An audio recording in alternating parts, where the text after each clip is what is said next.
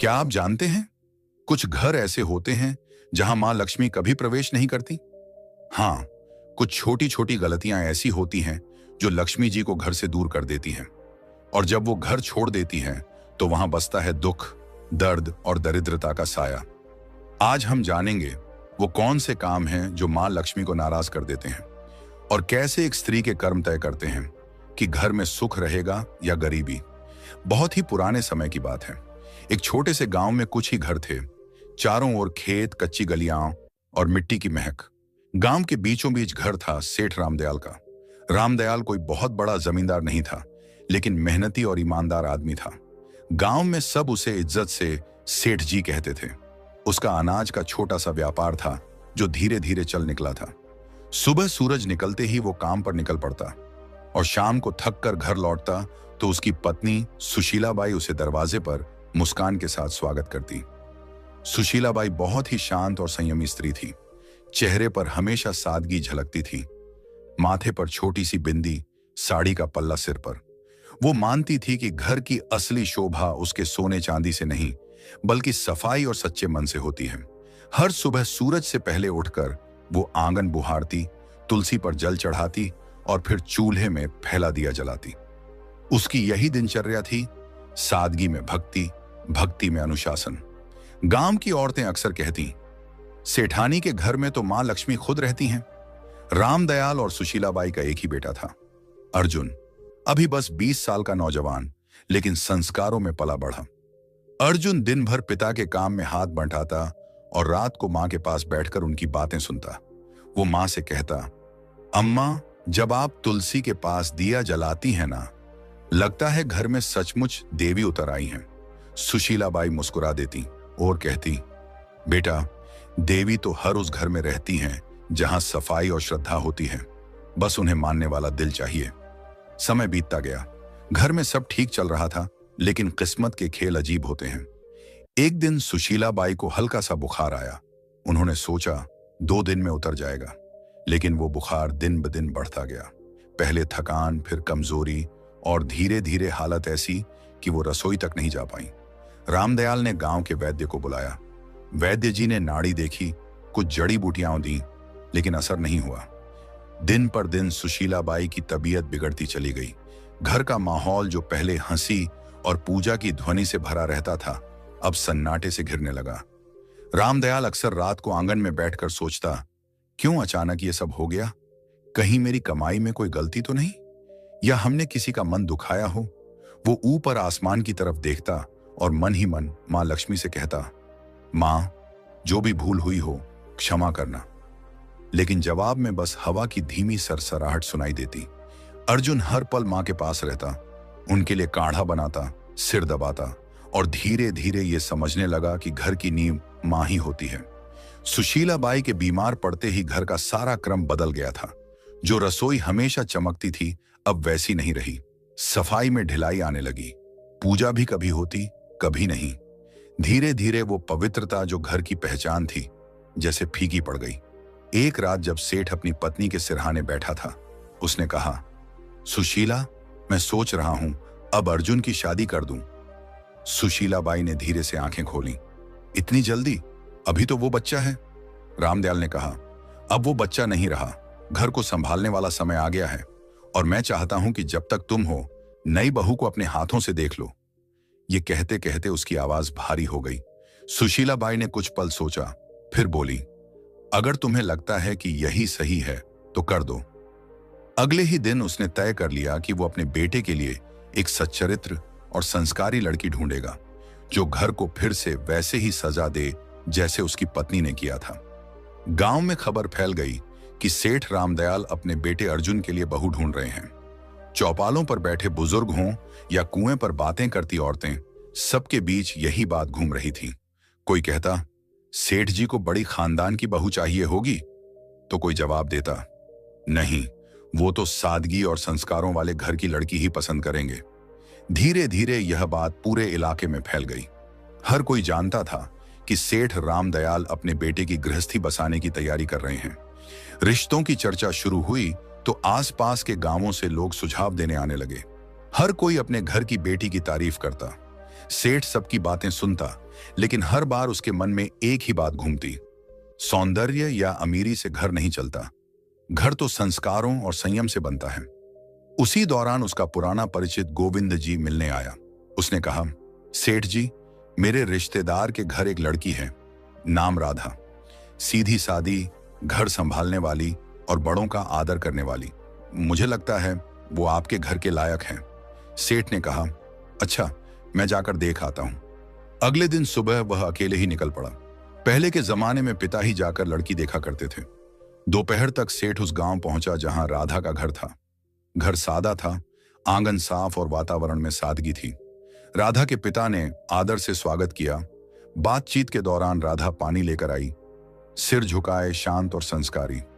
सेठ ने मन ही मन कहा, यही है वो लड़की जिसमें घर बसाने की समझ है। उसी दिन सेठ ने वहीं पर रिश्ता पक्का कर दिया और कहा, अब बस शुभ दिन निकालिए, मैं अपनी बहू जल्द ही घर लाऊंगा। घर लौटकर उसने सुशीला बाई से कहा, मैंने लड़की देख ली, नाम राधा है, स्वभाव बहुत अच्छा है, सूरत में सादगी है, आंखों में आदर झलकता है। सुशीला बाई ने शांत स्वर में कहा, अगर तुम्हें मन से ठीक लगी है तो वहीं सही, लड़की वहीं अच्छी जो घर को अपनाए। सेठ ने सिर हिलाया। मन को सुकून मिला है, लगता है अब घर फिर से बस जाएगा। कुछ ही दिनों में रिश्ता तय हो गया। शुभ मुहूर्त निकला और दोनों घरों में खुशी की लहर दौड़ गई। समय बीता और शादी का दिन आ गया। सादगी से मगर पूरे रीति रिवाजों के साथ विवाह हुआ। राधा अब सेठ रामदयाल के घर की बहू बन चुकी थी। शादी को कुछ हफ्ते बीत चुके थे। घर में नई रौनक थी, सब कुछ जैसे फिर से जीवंत हो उठा था। राधा सुबह जल्दी उठती, आंगन में जल छिड़कती, तुलसी को प्रणाम करती और रसोई में मां अन्नपूर्णा का भोग तैयार करती। सुशीला बाई के चेहरे पर सुकून था। उन्हें लगता था जैसे घर में मां लक्ष्मी खुद आकर बस गई हूं। लेकिन जैसे जैसे दिन बीते, राधा की आदतें बदलने लगी। वो अब सुबह देर तक सोने लगी और कुछ ही दिनों में आंगन की सफाई का समय बदल गया। पहले सूर्योदय से पहले झाड़ू की आवाज आती थी, अब सूरज ऊंचा चढ़ आता था, तब भी आंगन में बिखरे पत्ते वैसे ही पड़े रहते। एक सुबह सुशीला बाई तुलसी पर जल चढ़ाने निकली तो देखा कि झाड़ू कोने में पड़ी है और राधा अभी तक नहीं उठी।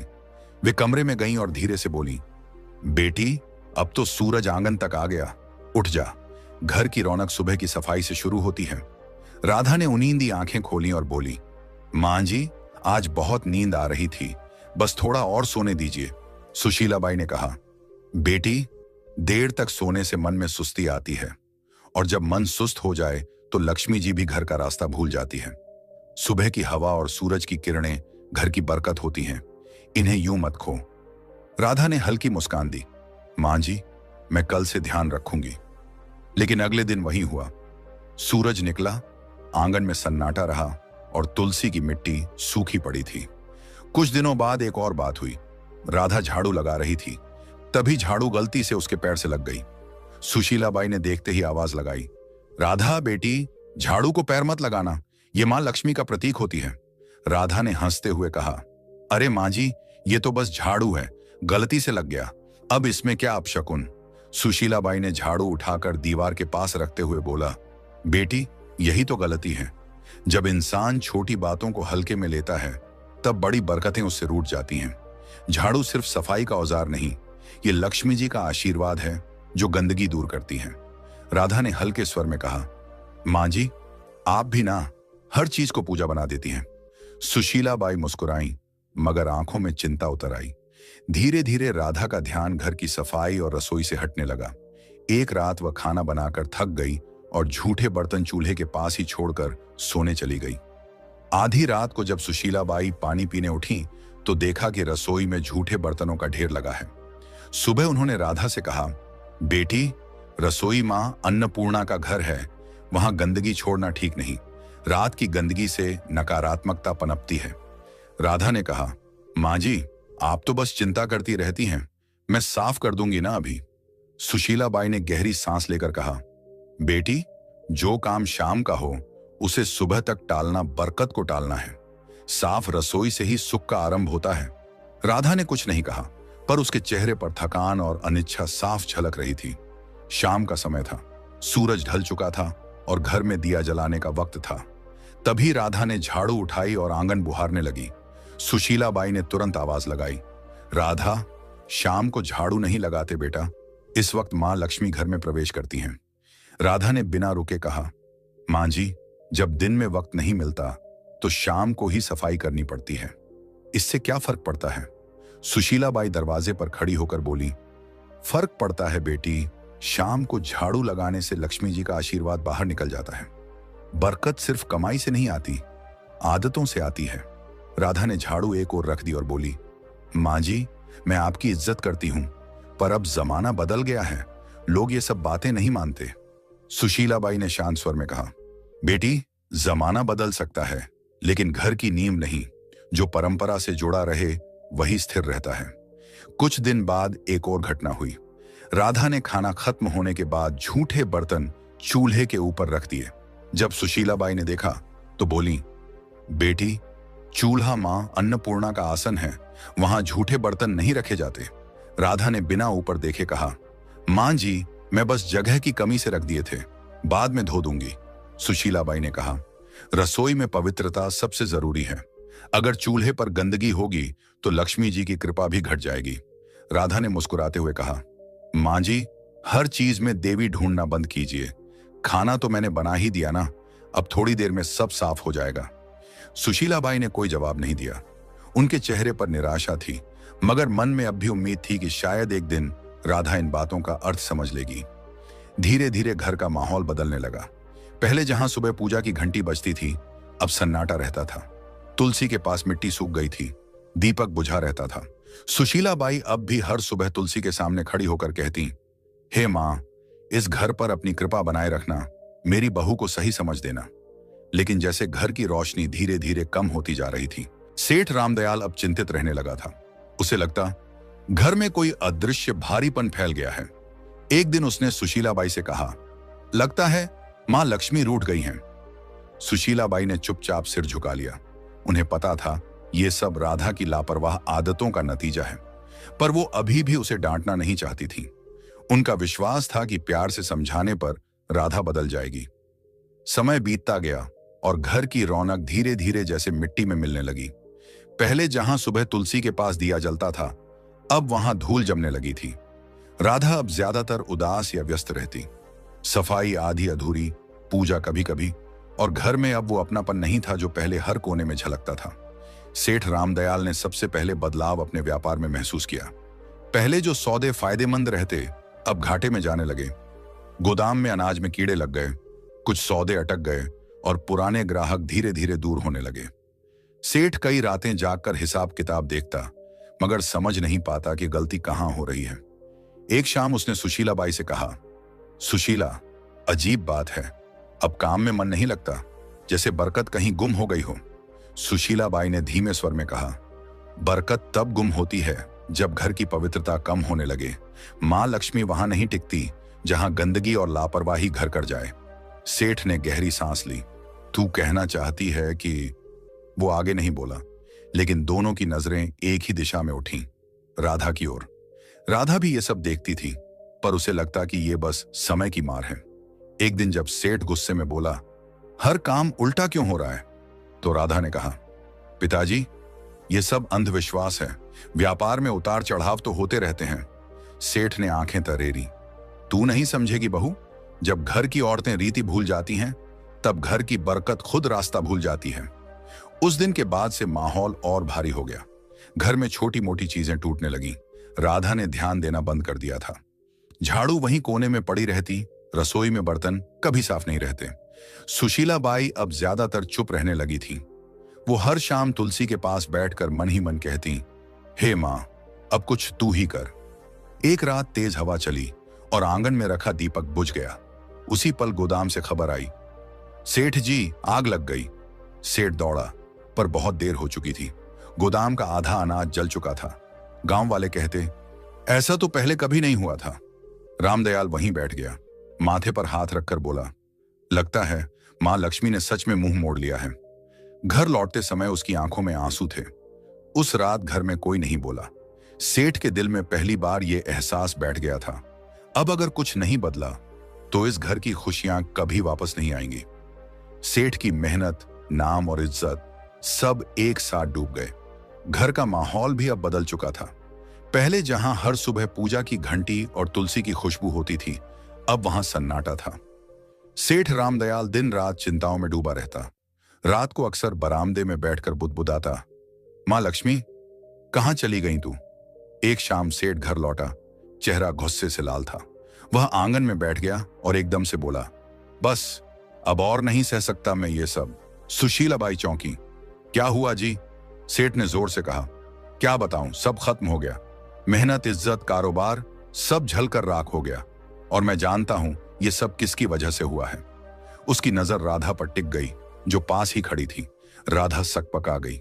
धीमे स्वर में बोली, पिताजी, मुझसे क्या गलती हुई है? मैं तो हर दिन अपने काम करती हूं।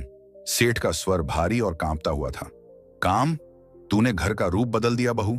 न सफाई, न श्रद्धा, न सुबह का दीपक। जब औरत घर की मर्यादा भूल जाए तो लक्ष्मी जी भी उसका साथ छोड़ देती है। जिस दिन तू इस घर में आई, उसी दिन से बरकत घटने लगी। राधा की आंखें भर आईं। वो रोते हुए बोली, मैंने किसी का बुरा नहीं चाहा पिताजी। मैंने बस अपने ढंग से जीने की कोशिश की।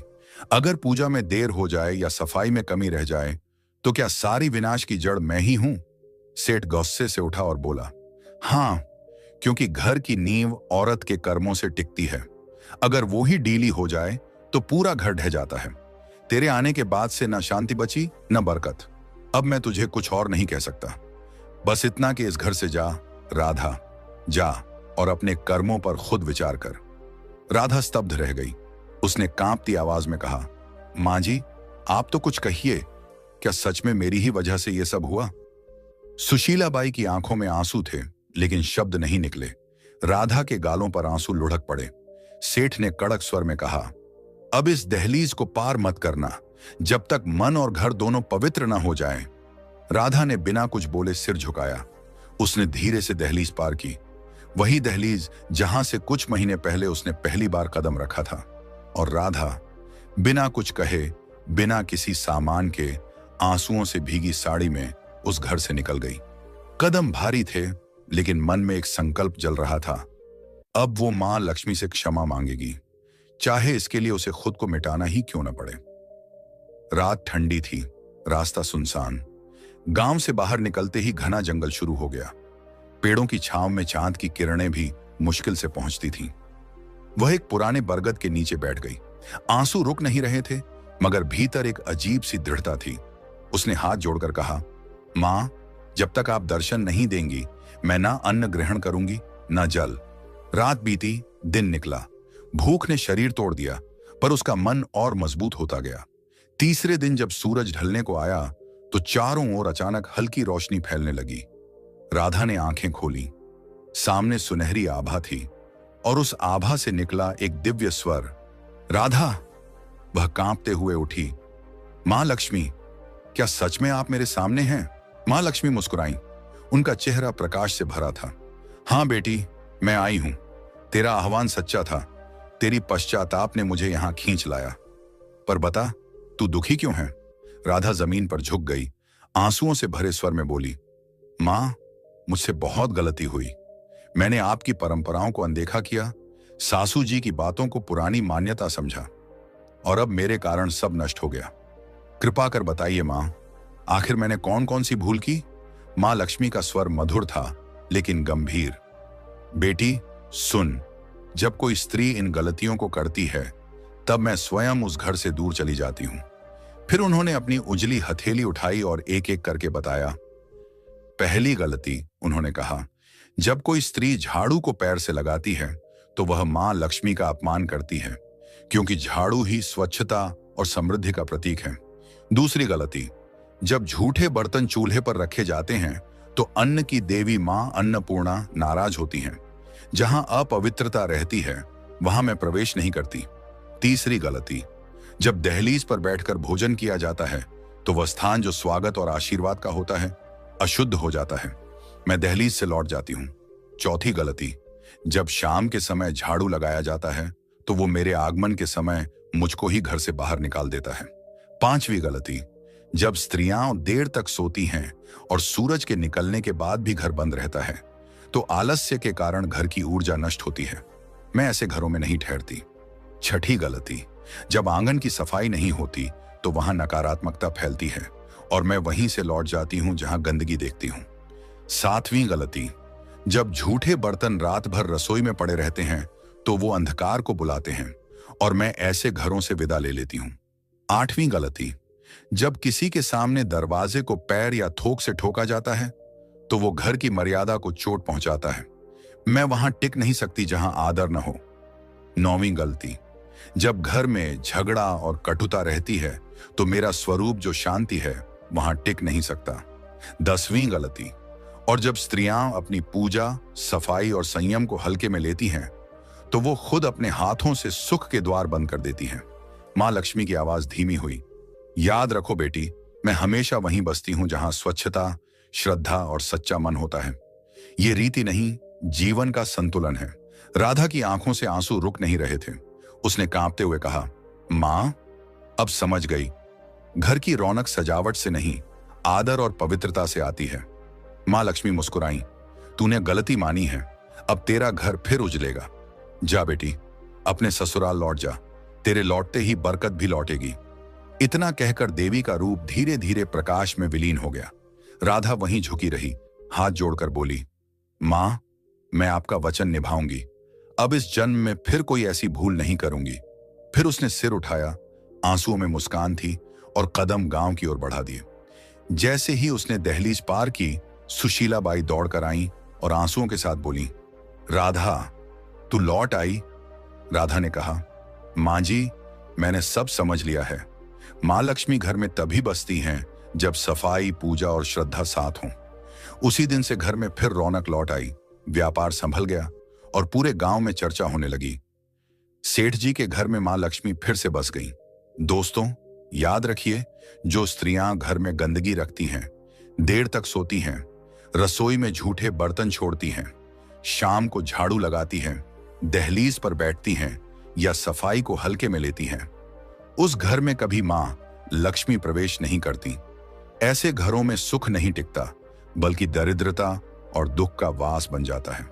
मां लक्ष्मी उन्हीं घरों में निवास करती हैं जहां स्वच्छता, सच्चाई और श्रद्धा हो। तो बहनों और भाइयों, अगर आप चाहते हैं कि आपके घर में मां लक्ष्मी की कृपा सदा बनी रहे तो इन 10 गलतियों को आज से ही छोड़ दीजिए और अपने घर को पवित्र रखिए। अगर आपको मां लक्ष्मी और राधा की यह कहानी अच्छी लगी हो तो इस वीडियो को लाइक करें, अपने सभी दोस्तों और परिवार वालों के साथ शेयर करें और ऐसे ही आध्यात्मिक और प्रेरणादायक कथाएं सुनने के लिए हमारे चैनल को सब्सक्राइब करना बिल्कुल मत भूलिए और कमेंट में सब लोग जरूर लिखें, जय मां लक्ष्मी।